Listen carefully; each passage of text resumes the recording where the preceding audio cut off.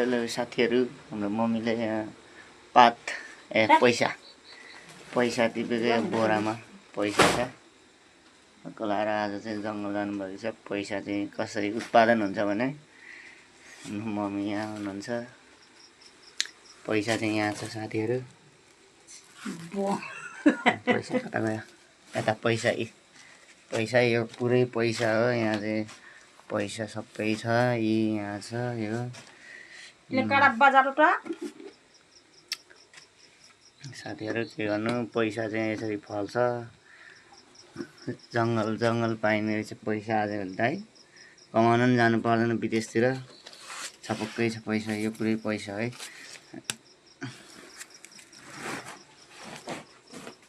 यसरी सिलाएर पैसा भन्छ। यसरी यो पुरै यो टपरी गाँसेर अनि यो सुकाएर अनि चाहिँ यसको पात यो चाहिँ पैसा बनाउने। यहाँ मम्मी यहाँ हुनुहुन्छ। यता पनि छ पैसा।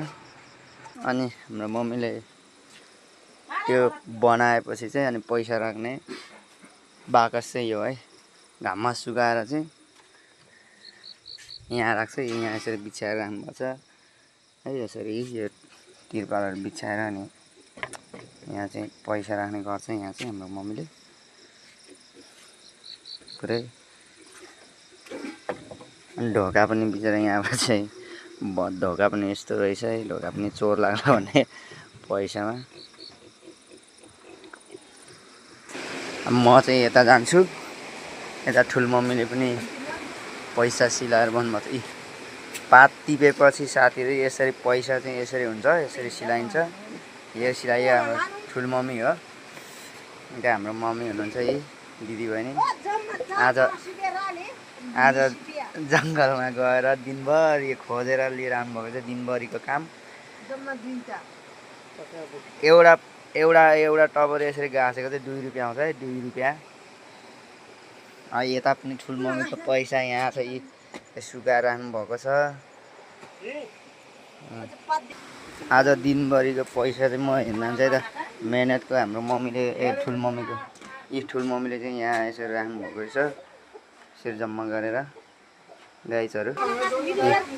यो अघि मैले फुकाउँदा बिग्रेर मम्मीले यहाँ निकाल्दैन हुन्छ। मम्मीले पनि यहाँ सिलाउनु लानुभएको छ। यो पैसा हो, पैसा है साथीहरू। यो पापड चाहिँ पैसा भन्छ। अनि हजुर कतिजनाले चाहिँ यसरी बनाउनुहुन्छ त्यो थाहा छैन। यताको मान्छेहरूले चाहिँ धेरै बनाउँछन्।